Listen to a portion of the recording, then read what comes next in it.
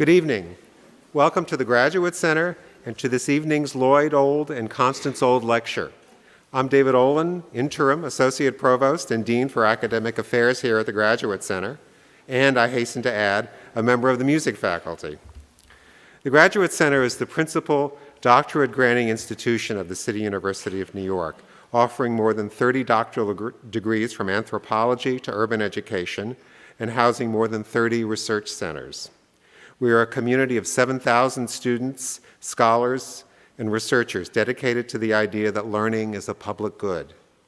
We're also a prominent platform for public performance, discussion, and debate. The Graduate Center is fortunate to have a distinguished music program as well as the highly regarded Barry Brooke Center for Music Research and Documentation. One of our great strengths has been in the study, creation, and performance of 20th and 21st century music. This series on music in 21st century society highlights something very dear to us, and we're grateful to Constance Old and her late brother Lloyd for their commitment to this vibrant series. It's now my pleasure to turn the program over to Barbara McKenzie, the able and tireless director of the Barry Brooke Center, to introduce this evening's program.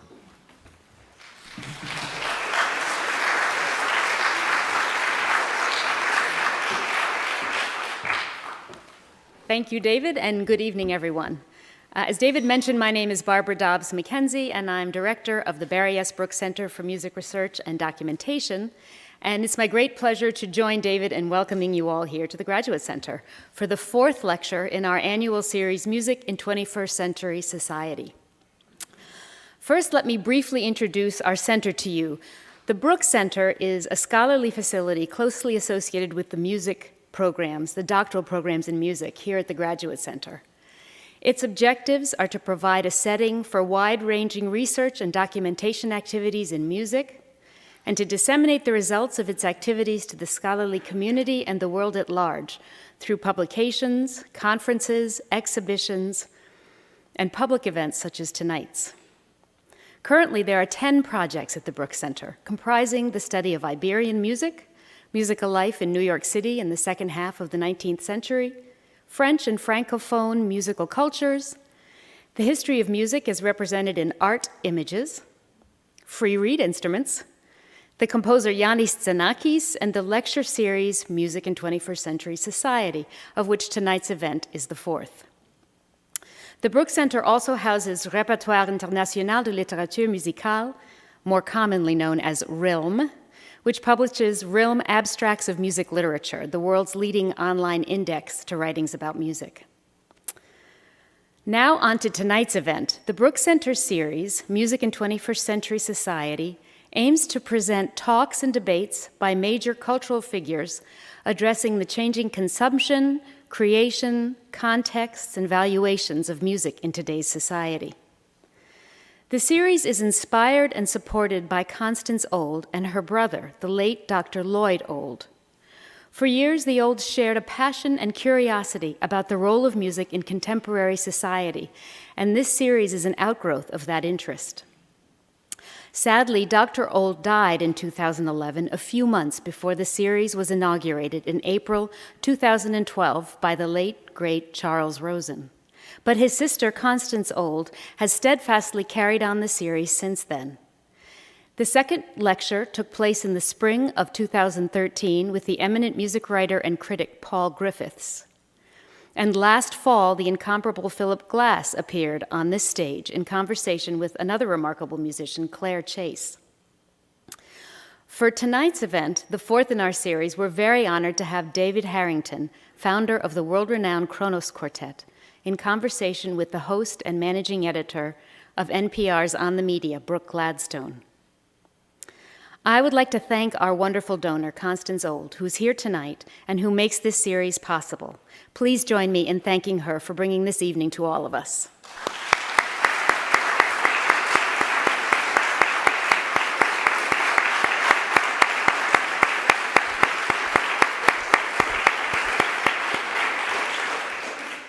And I also would like to especially thank Anthony Pizza, who has been the curator of all 4 events in this series, meaning that he's done all the hard work to bring these things to fruition. Thank you so much, Anthony. This wouldn't be happening without you either. Where are you? He may be running around backstage trying to get organized for us. And finally, we're very grateful for the help and support of Public Programs Office and the excellent music department here at the Graduate Center, our partners in bringing this evening to you. Let me outline the way the evening will proceed, and then I'd like to introduce the evening's speakers. David Harrington, the founder of the Kronos Quartet, will talk to us tonight about how postmodern eclecticism changed the string quartet in a conversational format with NPR's Brooke Gladstone. There will be a musical interlude during the talk, which reminds me that this is a very good moment to turn off your cell phones or anything else that might make noise that we don't want to hear during the music or the talk. So please do take a minute to turn those things off. The musical interlude will comprise two different string quartets from Face the Music, the Pannonia Quartet and Quartet This Side Up.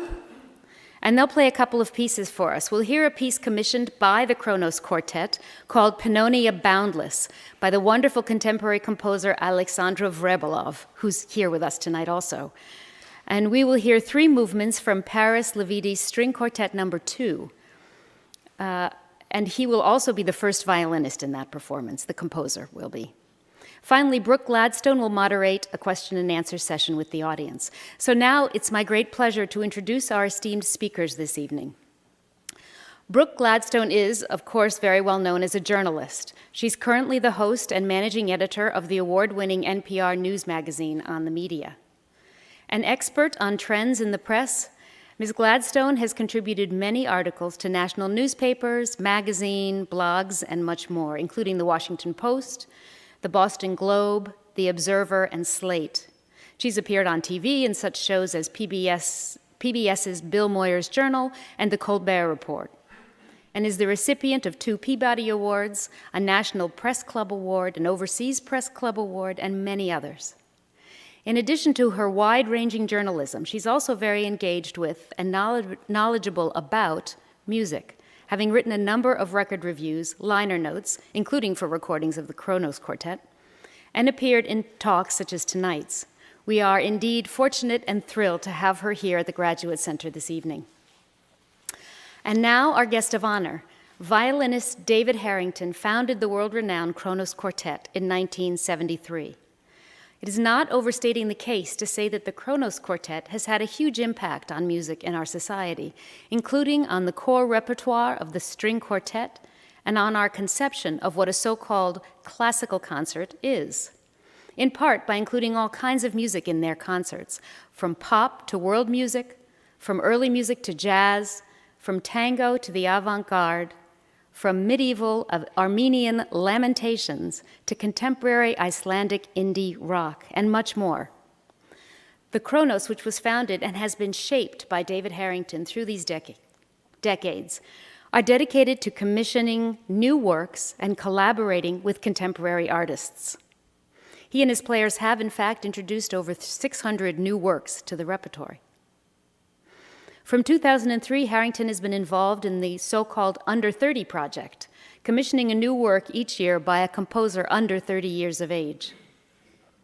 And the impact of Harrington and the Kronos extend far beyond the repertoire, to generations of performers and to building new audiences for the traditional concert hall, audiences which are defined not by their allegiance to a particular genre or style, but rather by their musical sensibilities.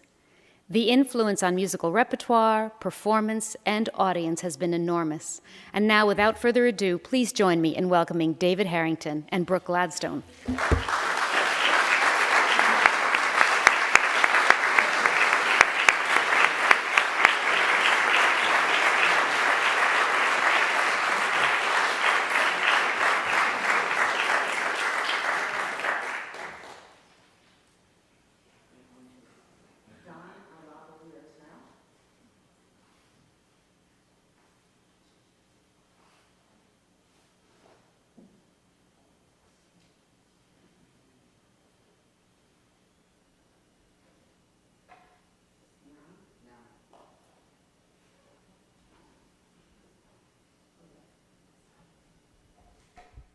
Hello.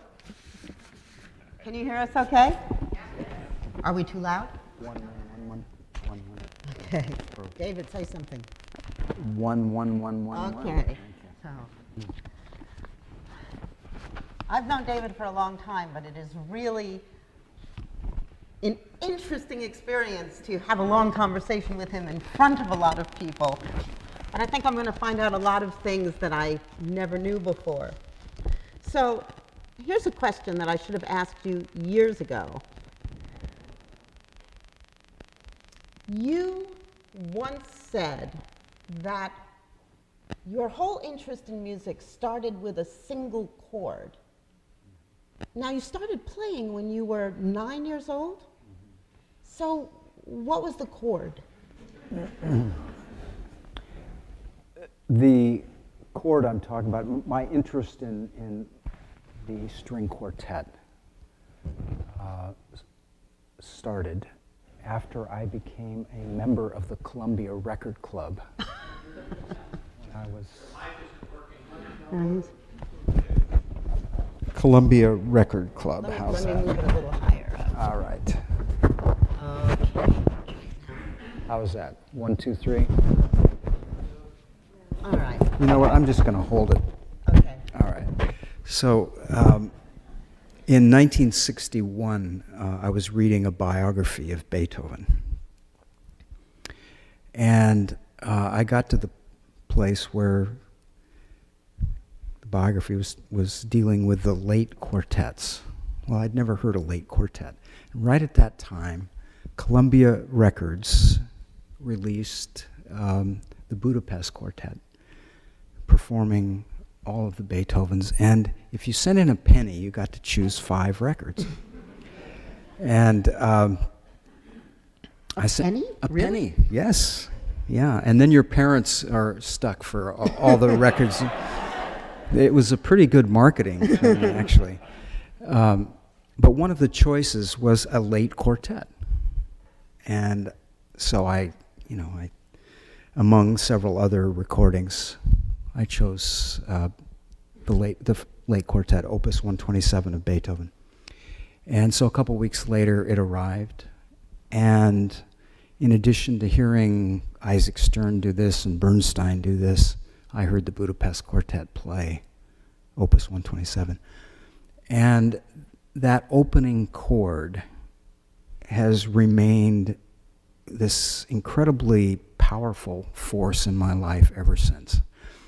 And I'm probably doing exactly the same thing today that I did in 1961.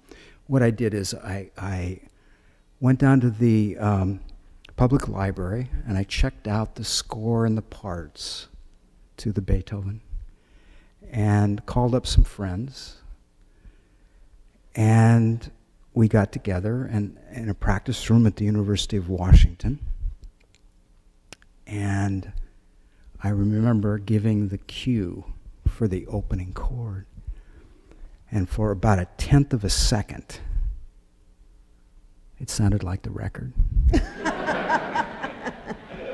And Yeah, but David, what doesn't make sense there is... But wait, there's more. Ever since then, I've believed in those 10ths of seconds and those moments in music that can actually totally change your perspective, change your knowledge of things, can open new vistas, new doors, new windows. It's happened to me. How old were you? 12. So what was a 12-year-old reading a biography of Beethoven for anyway? Well, my grandmother had given me there were these 2 volumes called, it was like Lives of the Great Composers. I don't know if you remember those.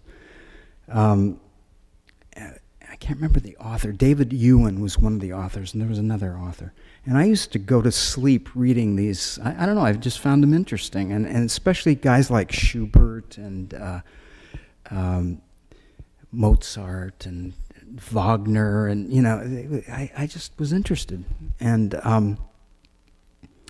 then there was the biography of Beethoven. I mean, Yeah, it's a good story.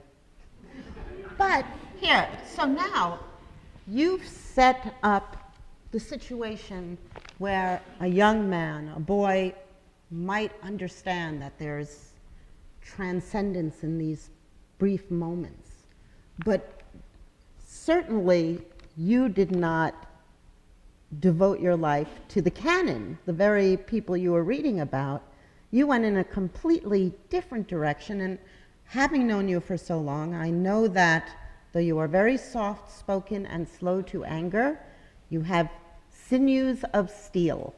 I just wonder how you had the idea, much less the temerity, to essentially step away from the canon and from the tuxedos that dress up the whole string quartet experience. Well,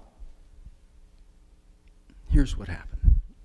So, for the first several years after playing that chord for the first time, I just got addicted, really, to playing music of Beethoven and Haydn and Mozart and Schubert. And then I think I was 14, and I remember looking at a globe and just thinking to myself, all of the quartet music that I've ever heard or ever played was written by 4 guys that lived in the same city. Yeah. That lived in the same city. This microphone is, Yeah, that's just you know, it. It's this part right there. that part. Okay, there we are. How's that? Okay, and that seemed absurd, really weird, and I just decided that it was time to learn what music from other cities sounded like. And when was that? Age 14. And by the time I was 16, I'd met a composer. And we were at his home playing his music. Someone we would know? You might know him. His name is Ken Benshoff. Mm-hmm. He's now 81. And many years later, he wrote the very first piece for Kronos. And if you're interested in hearing it, it's on our 25th anniversary box set.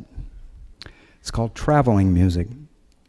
And over the years, Ken has written, I think, 7 or 8 pieces for us. Mm-hmm. But so you heard a contemporary composer. yeah, and when I was about 15, I was hearing music of Bartok, and I was hearing... see, I went to a high school that was right by a record store. And that was cool. Because, you know, you could cut gym class and English class and what else did I cut? Geometry. That was a big one. That was a big one. And in those days, they had listening booths, and they let you open up the LPs. Really? Yeah. You could break the shrink wrap. Yeah, and that's where I heard Edgard Varese and Thelonious Monk for the first time, and Charles Ives, and so the vocabulary just got larger and larger when I was in early years of high school. So, what was the state of contemporary classical music when you began Kronos?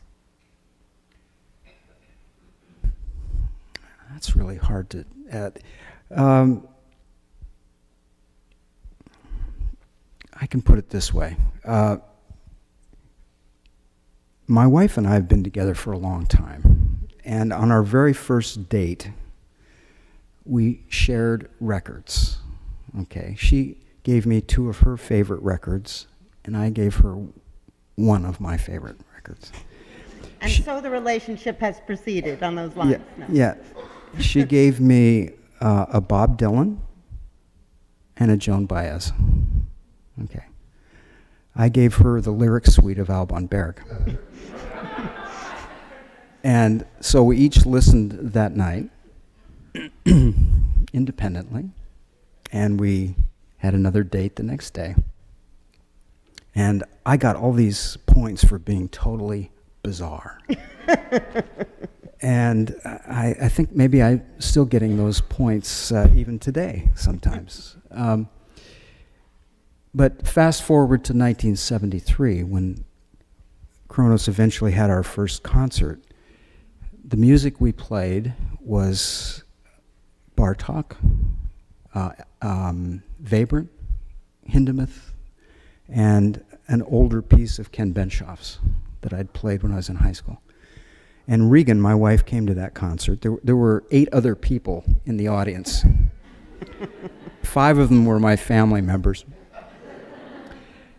And after the concert, we were talking about things, and she said, "How come there were no women composers?" Huh. She had never been to a string quartet concert before. And she grew up hearing Joan Baez, and just think it was bizarre for her. Okay, so the state of music that I knew about at that point, I didn't know a woman composer. Okay, there was no African music that I knew of for string quartet. There was no Asian music that I knew of. There were these vast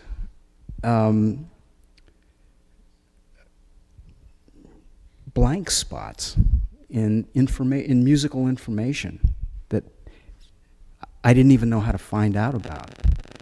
And so from the very earliest days of Kronos, I've spent my life trying to learn more about what is out there and trying to find people that might be able to contribute new imagery, new words to the vocabulary, new sounds, yeah. Well, you famously said, and I've quoted it a lot, that it's not about being beautiful or ugly, the sound of the music.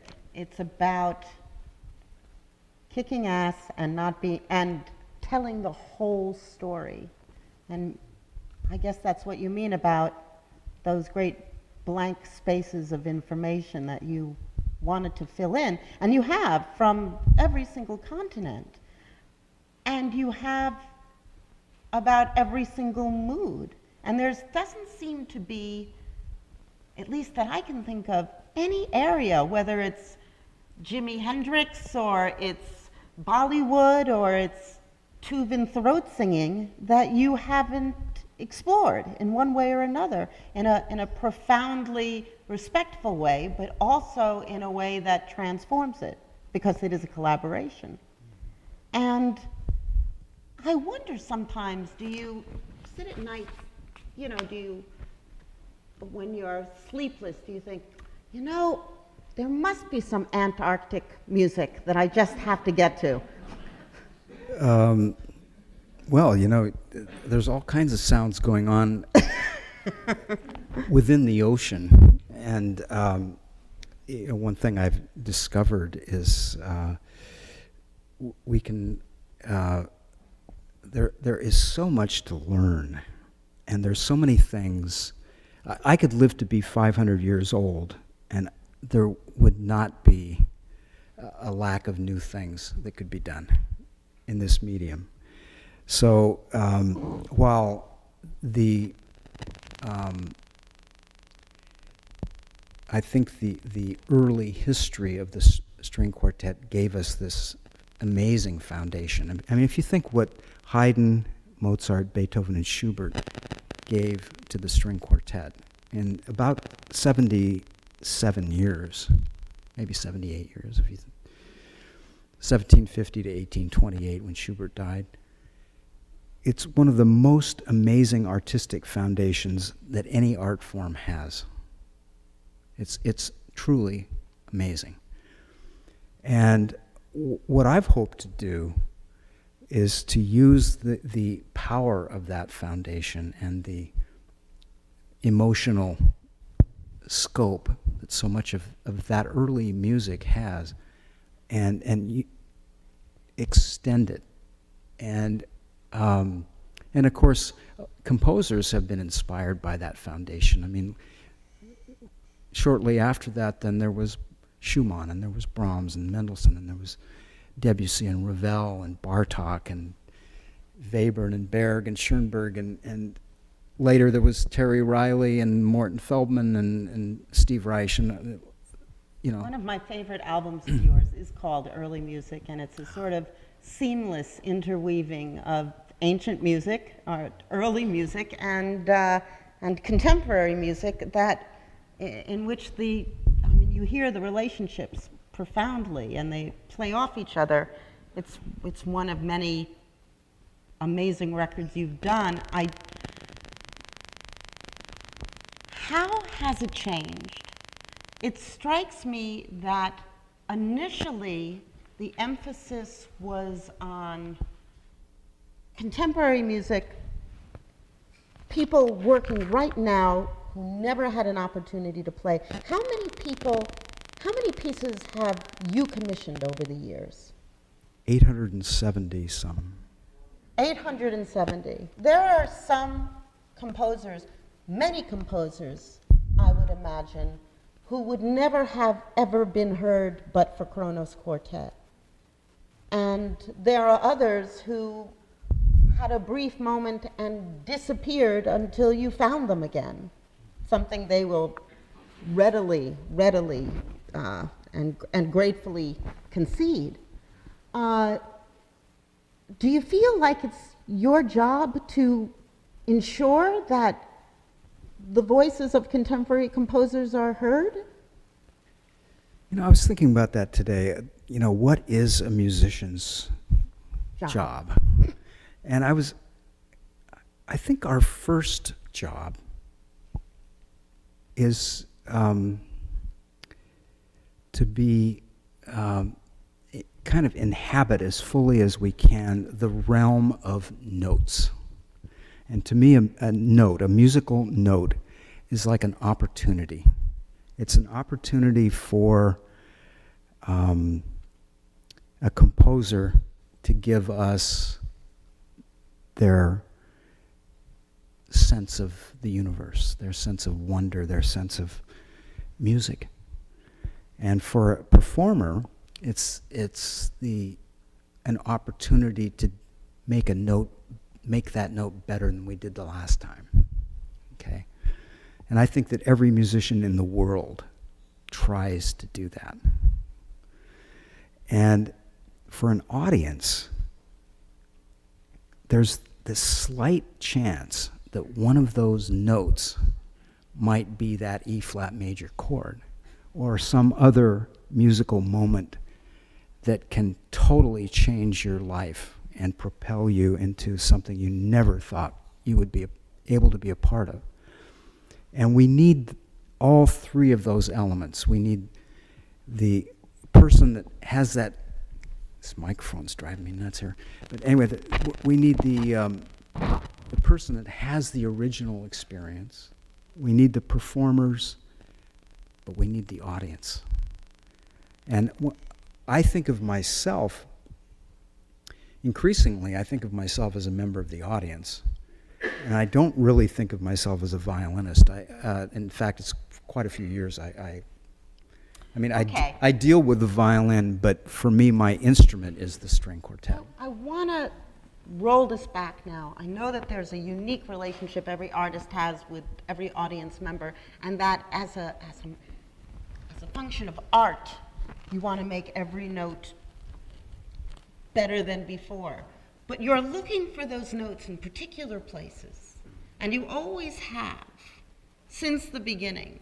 And so the question is that other than the moment of performance here, you are adding to, basically you've been writing over the last 40 years. The quartet has been writing the history of contemporary classical music. If I can use the word classical music, you'd probably not want me to. So the question What is it? What is classical? I don't know. Okay, neither do I. It's, What is music? whatever it is, you're building a history of it. So this larger purpose, how has it changed?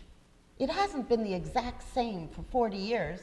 the nature of the music seems to have shifted. You are looking for those notes in slightly different places, or in your travels you have started hitting other places. I don't know what that process is. I know it goes on inside of there somewhere.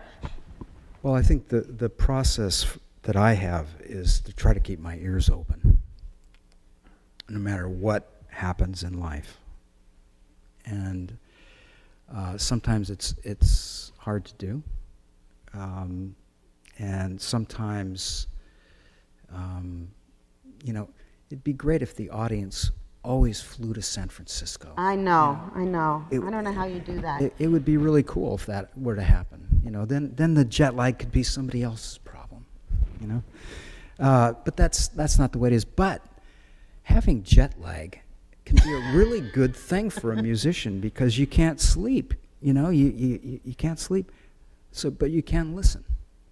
And I always travel with a bunch of things that I haven't heard before. And a regular part of my day is to explore. I love it. I love to learn new things. And I have confidence that other people like to learn new things. And I know that for sure. My grandkids love to learn new things. It's fun. And I believe that a concert can be a place for learning and for exploring and for opening oneself up to possibilities. How has the quartet changed?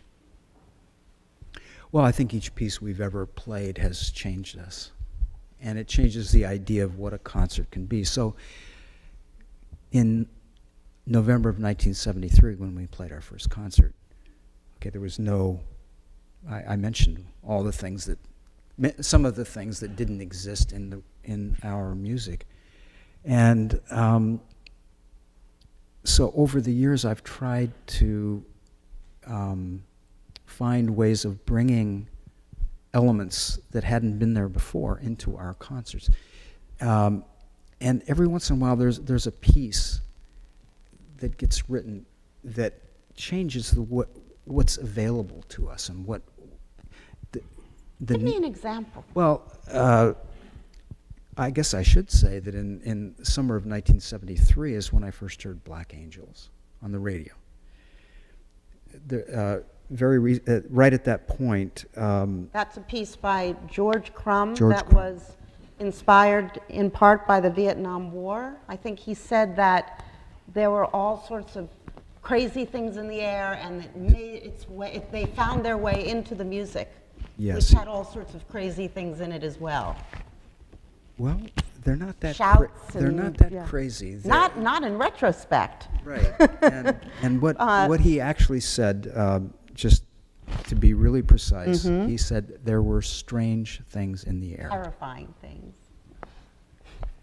And I was talking to somebody last night about this, about how some musicians, not very many, but some, almost seem like they have antennae that are aware of even the future. I mean, imagine somebody like Mahler, somebody like Bartók. Every once in a while, there's somebody that exists that just perceives things in a really special way. And Black Angels. For me, Black Angels totally changed my life because all of a sudden I had a song. I got, as a late teenager, early 20s, you have to remember that's when the American war in Vietnam was going on. There was the draft issue. It's like what to do with one's life. There was all these issues.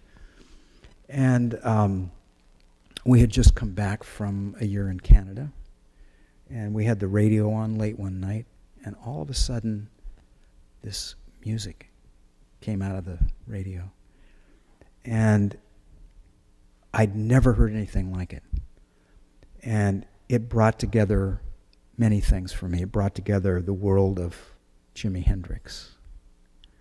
It brought together, there was Schubert, there was early music. As you say, there were shouts, there were all kinds of sounds that I hadn't heard. I didn't even know if it was string quartet music, frankly, at first. And I had to play that piece. I didn't even have a choice. I had no choice.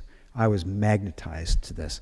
So I, again, called up the publisher, found out his music was published by Peters Edition here in New York, called them up, got them to send me a copy of the score. It arrived. It was this huge score. Never seen a score that big.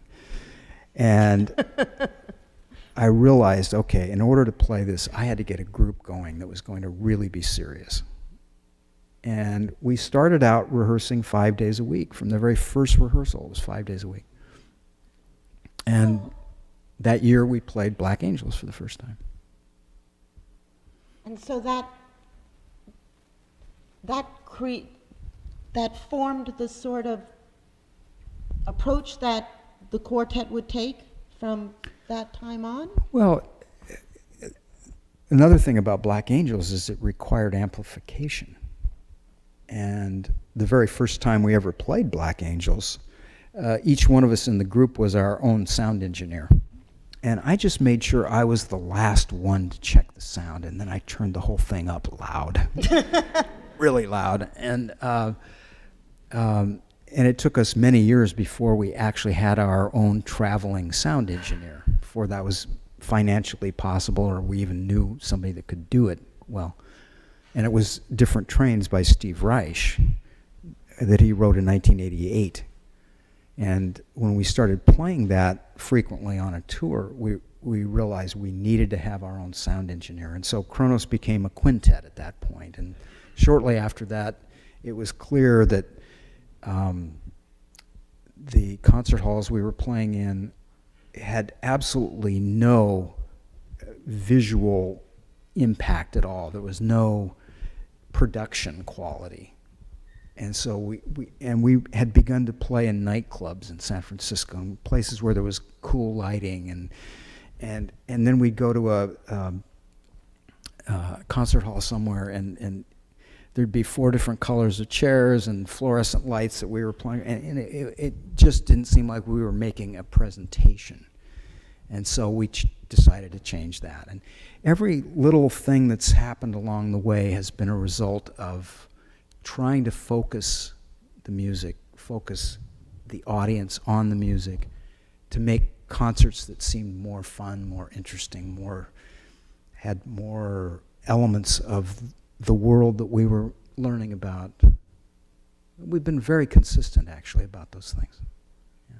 Although if you look at a montage of pictures, yeah, the world keeps changing and you change with it. You're not hippies or angry young men and women anymore. You're oh, you know what though? In your style, in your attire. Oh. I know you're just as furious as you ever were. Thank you. I appreciate that. I have so much more I want to talk to you about. I have a half hour, and I think that I may have used it up, which is if we started at 7:15. So we will come back for a Q&A. If anybody has any questions that they want asked, you might want to jot them down because we'll launch right into it, or else I'll start asking David a bunch of more questions myself. David, we heard about the group. Barbara mentioned what's coming up. Do you want to say something else before we bring them up?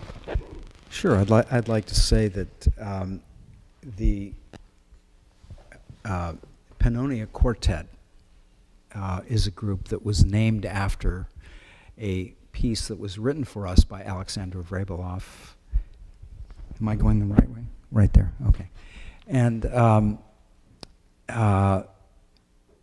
so Aleksandra wrote this piece, Pannonia Boundless, I think it was in about 1997. And we recorded it.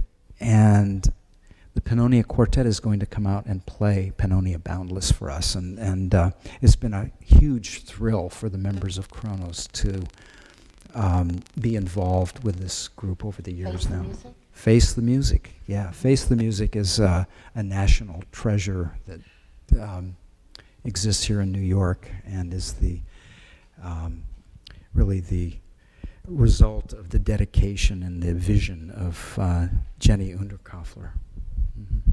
All right. So here's Face the Music. We'll turn off our mics.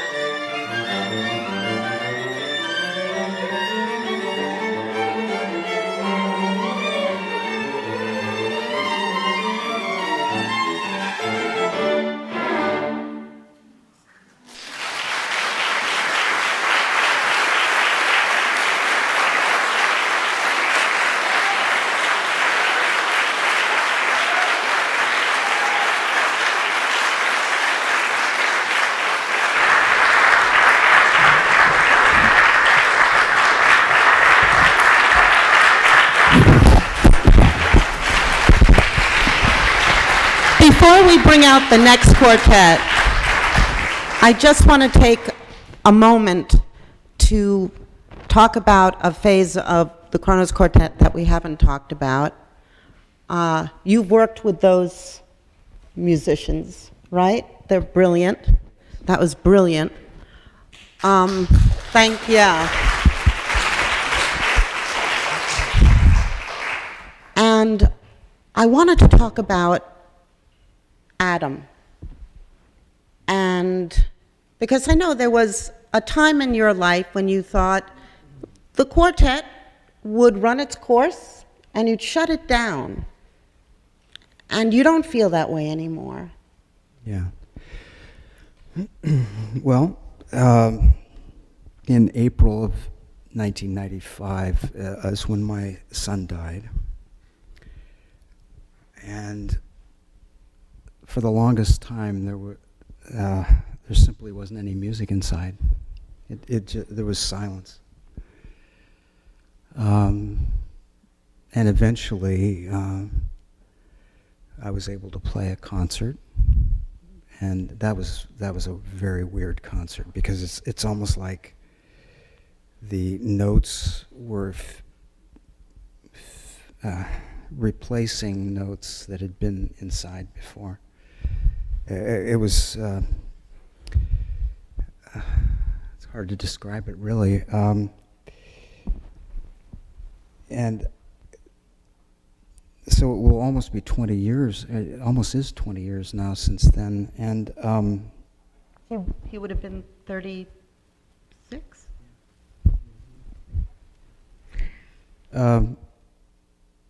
So a lot of things have happened since then. One is that the community of musicians helped my family so much, really. Not only the members of the quartet, but our staff and composers and performers from all over the world and friends, of course. And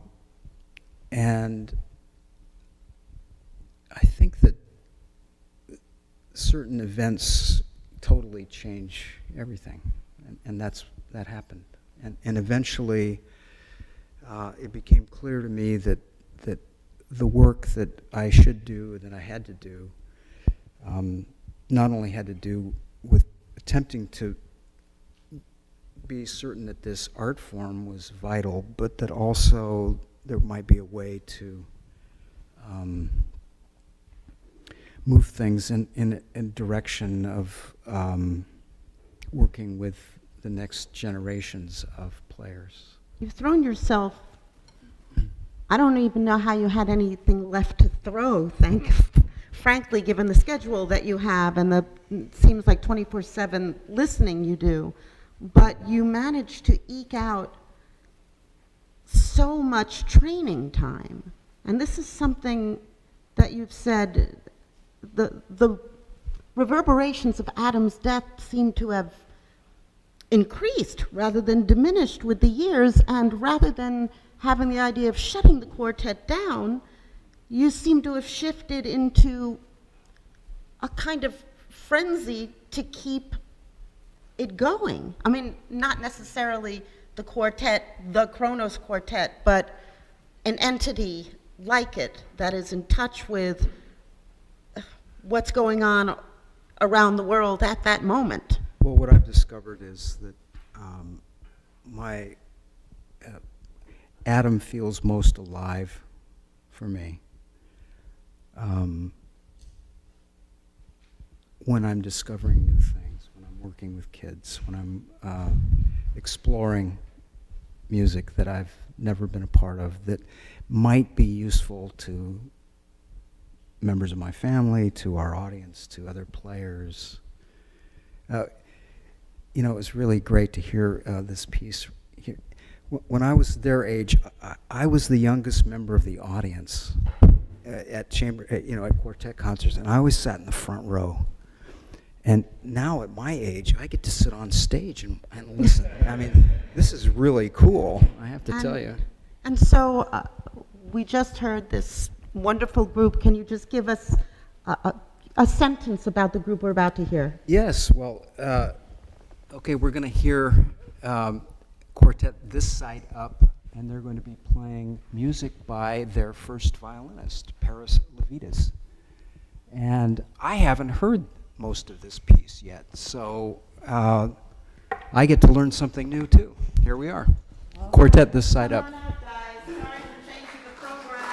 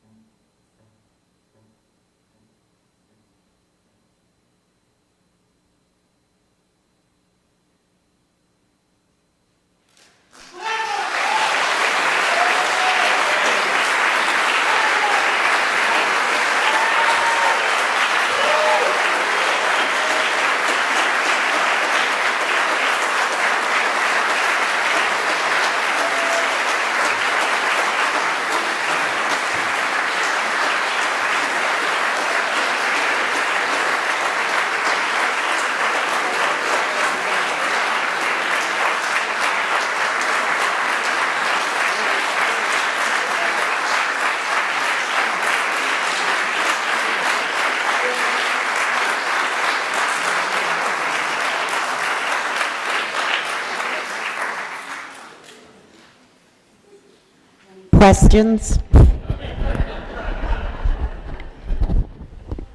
Seriously, we're happy to take some questions once you've caught your breath. There are mics down the side of each of these aisles here. And while we're waiting I for... have a question. Sure. How come there wasn't such a thing as Face the Music when I was 12 years old? You know, for those people that think the world is all falling apart and everything is always only getting worse, I think this is a clear example that that is not true. And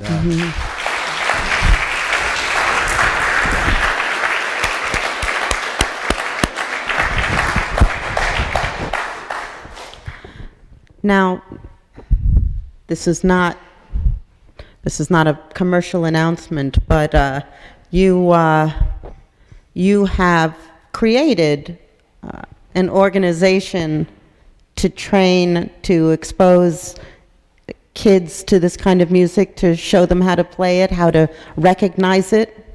What's that called? What's what? Your Oh, the Kronos Performing Arts Association? yeah. Yeah. Right. Yeah. That's right. Oh, Well, we just had to figure out a way to survive in an American society that basically didn't care about such things. And, every musician needs to find ways of doing that. And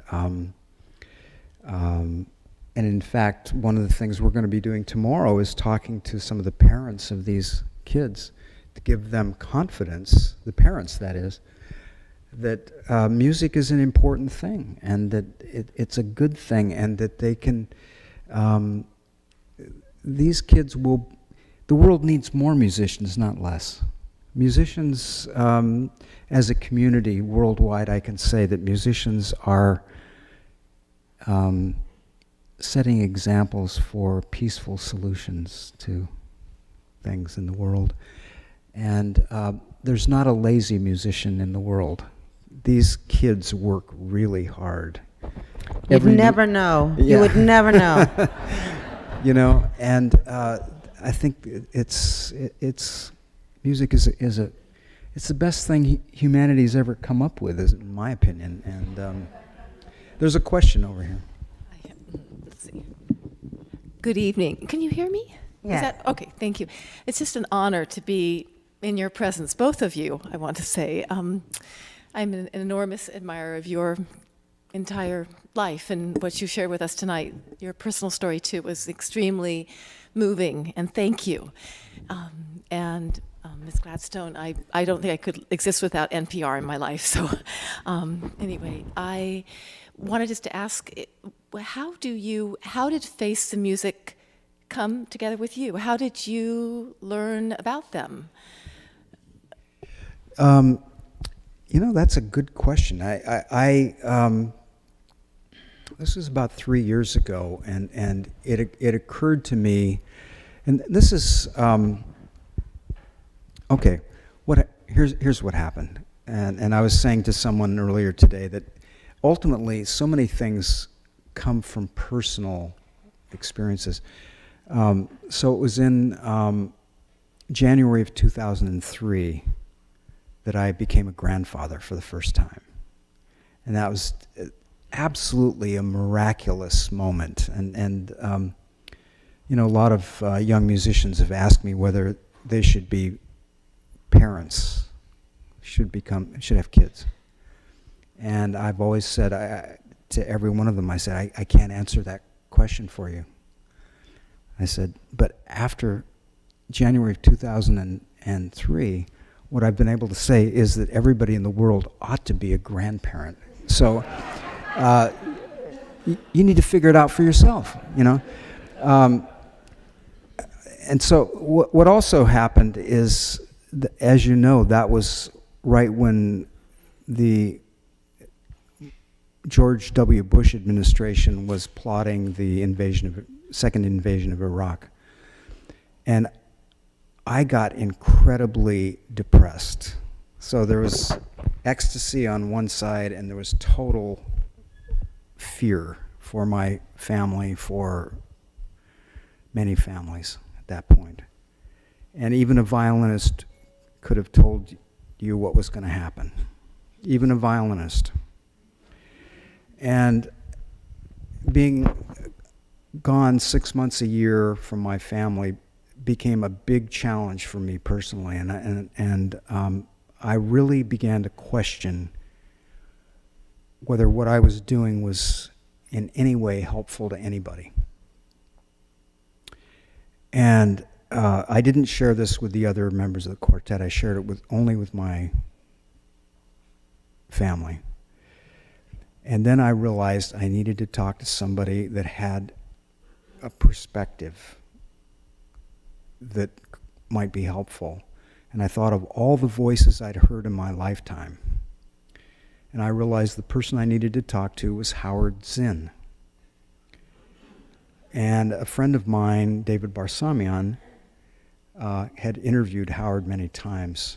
So I called David and asked him if I could get Howard's phone number.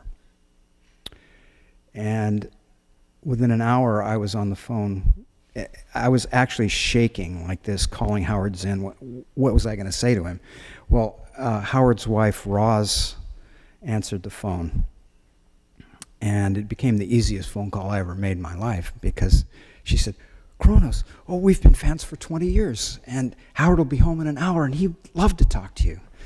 And so an hour later, I called Howard back, and a month later, I was in his office, and I had one question for Howard Zinn, and that was, what can a normal person do? What can a normal person do? And Howard proceeded to tell me what a normal person could do. And the first thing he said was, you need to create a community. And I realized, well, we have a community. And it was from then on that I began to think I needed to know more about the larger community of musicians. And so I began to just explore what other people were doing around the world, around the country. And eventually I heard about Face the Music. And Howard said a few other things too, by the way. He said, people like George Bush are actually afraid of people like you. And that gave me a really good feeling. And I'll never forget, because shortly after that, we were playing in the National Gallery in Washington, D.C., and it wasn't so far from the White House. And I was so upset about this war that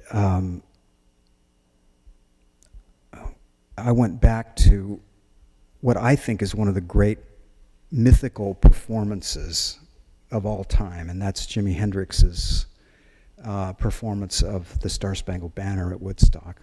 For me, that was, if I had to name one performance that I think is the great performance of any American musician, I would say that's it. And so we got our version of Hendrix's version of the Star-Spangled Banner. And I told our sound man, I said, I want George W. Bush to hear this in the White House. And so it was damn loud, I'll tell you.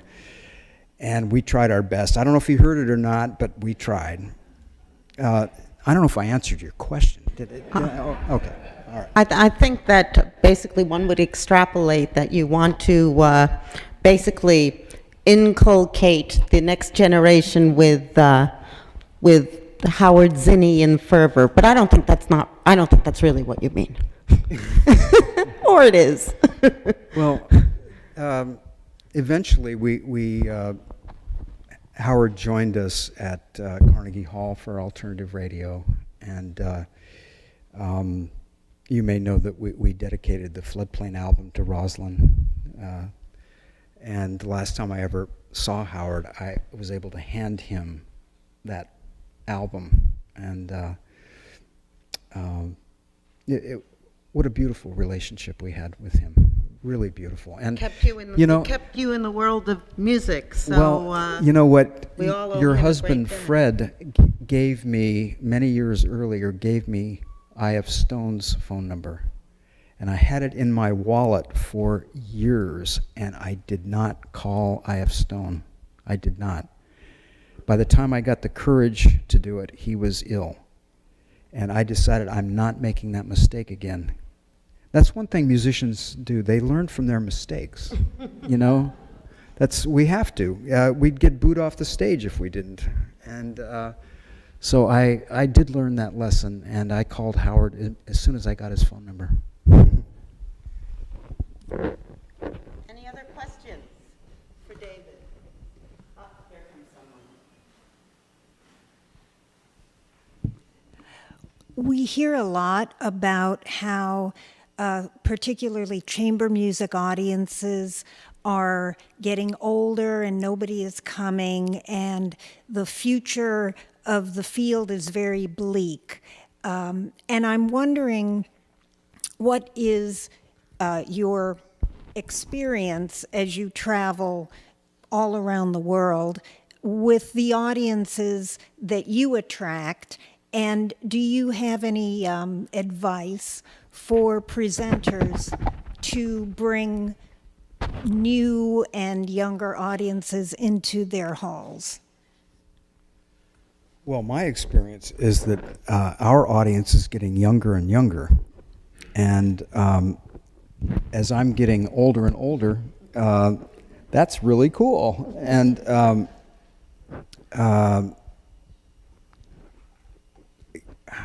I'm not so good at giving advice, probably because I don't take it very well. You know, I've always been kind of obstinate and you know. But I would say that one of the things that I'm hoping that we can, when we're working with the young musicians, that we can help them learn to make their own decisions about the music they want to play, about how they want to play it, that we can give them the tools to make decisions.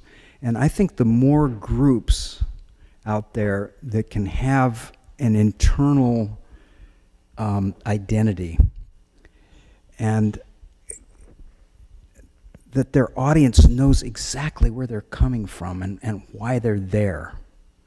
I think presenters should be finding those sorts of musicians, those sorts of experiences, and they're out there, they exist, I can tell you that for sure. And so I would encourage presenters of music to keep their ears open and explore. And you'll find some amazing things out there to present, and your audiences are going to love it. I just want to say, you've heard it from the man himself. Music is a philosophy. It's a process. It's a collaboration. It's an exploration. All of those things are in the creation of music, and all of it has enriched all of our lives. And David Harrington, thank you so much.